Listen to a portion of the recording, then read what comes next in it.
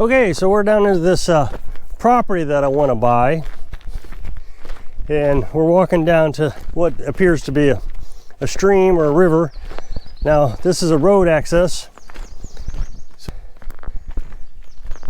but we weren't sure that this was going to be okay because we recently had some flooding, and I drove down here. The first time it flooded, it's flooded twice, and there was trees knocked over and gravel dunes, and it was terrible. I didn't think we were going to get out, so I thought we would just walk down. I don't know, it's 100 yards or so. You might be able to hear Carolyn's footsteps over here. It's kind of odd for her. She doesn't come out much on camera. So obviously I was kidding you a little bit, not too terribly much. I would love to buy this place if it was possible. This is a conservation area. I take you down here a few times. A couple times we released a raccoon here.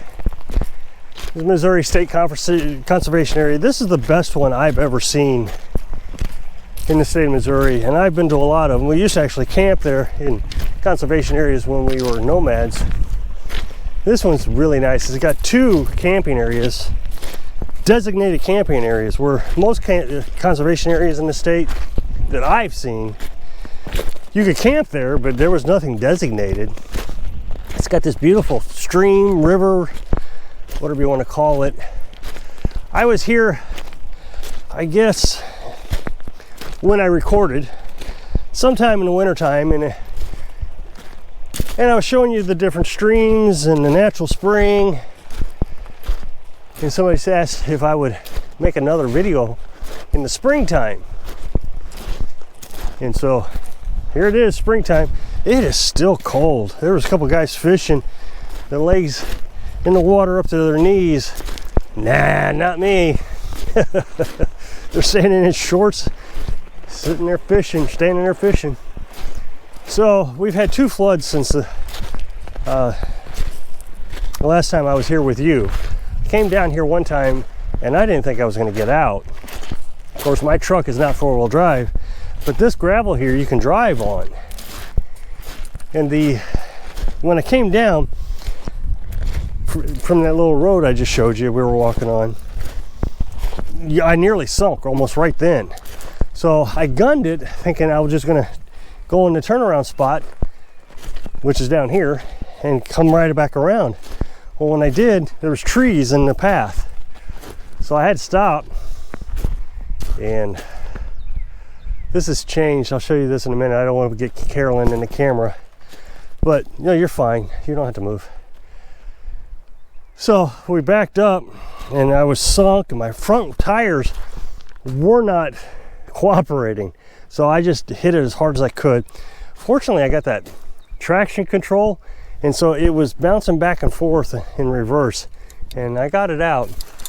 Now, the last time I've walked down here, this was not, so the water path has changed is what I'm saying. You could continue walking down here, but something has changed. There's a mound of gravel. You can see the gravel. This used to be an area you could walk. So the path has changed somehow or another. I would imagine because of that hard rain. Sure is pretty down here. I really liked it. I don't know. The last time I did a video here, it didn't do well.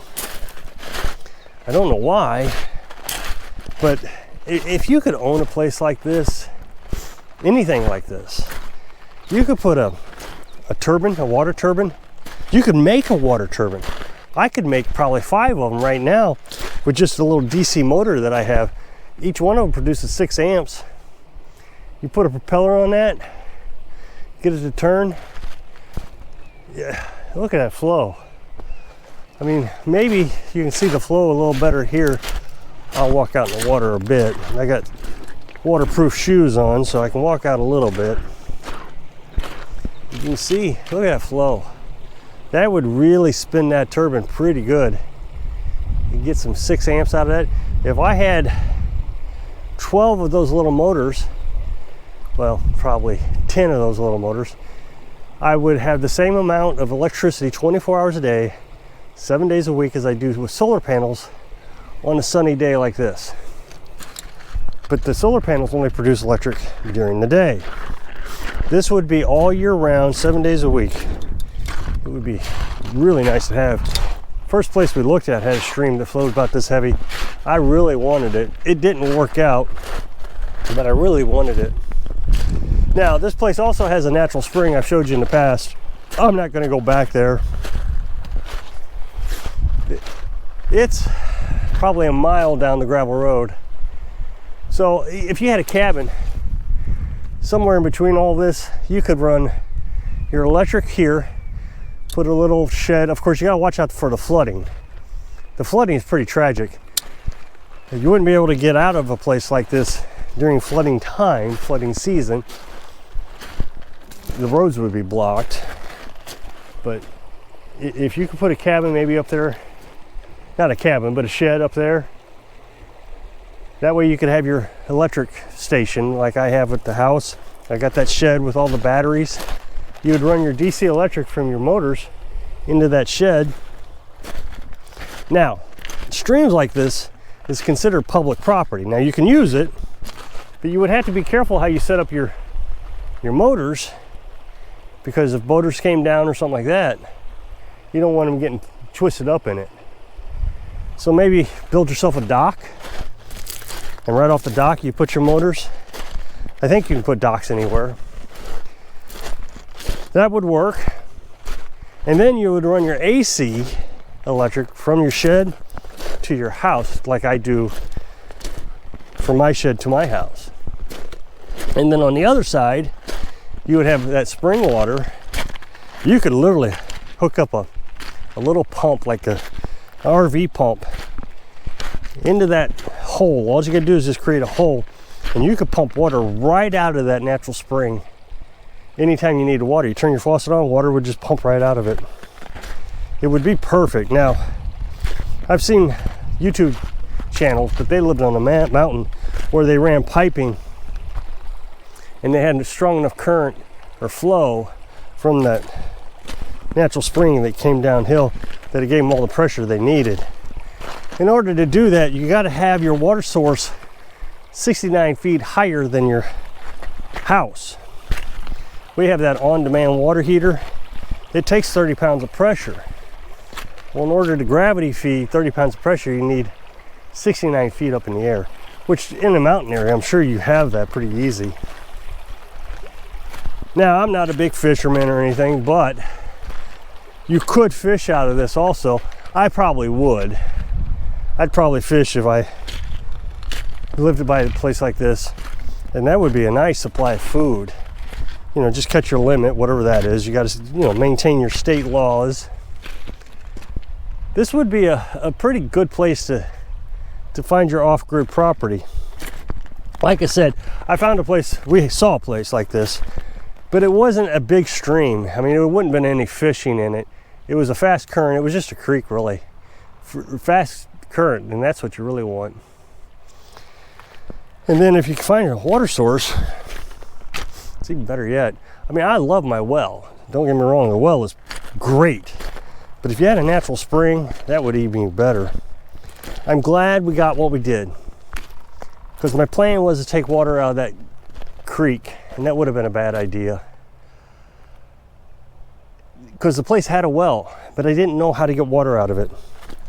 But this place only had a well.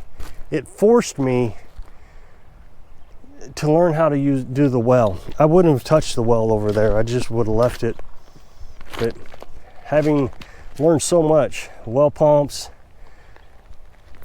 being able to run the well pump off solar panels, it is perfect. Now, the other thing the well did for me was it kept me from freezing. I still have the ability to get water in the wintertime. Now, I put water in the IBC tank, and the plumbing from the IBC tank could freeze. But with the well, that water runs back down into the pipe and it doesn't freeze.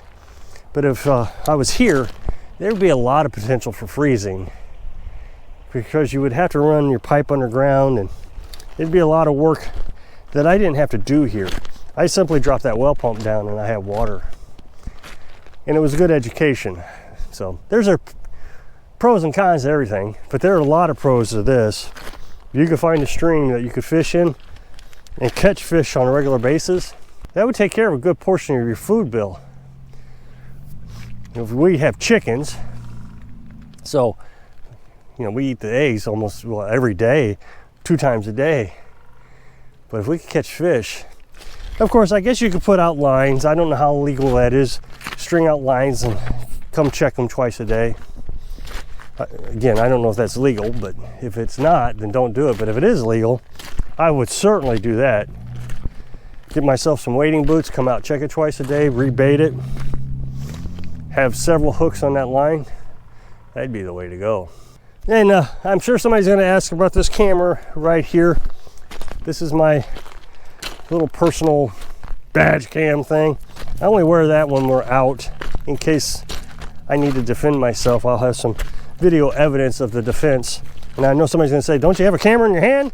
Yes, but when you're in defense, you should drop everything in your hand and worry about defending yourself and not worrying about recording everything. So this is on my shirt. It would capture everything that my chin is seeing, I guess that's the best way to put it. So if you'll click this up next box, it'll take you to a video where I was showing you how to actually fill the water tank. So I hope I can inspire you to dream big so you can live your dreams. Thanks for watching.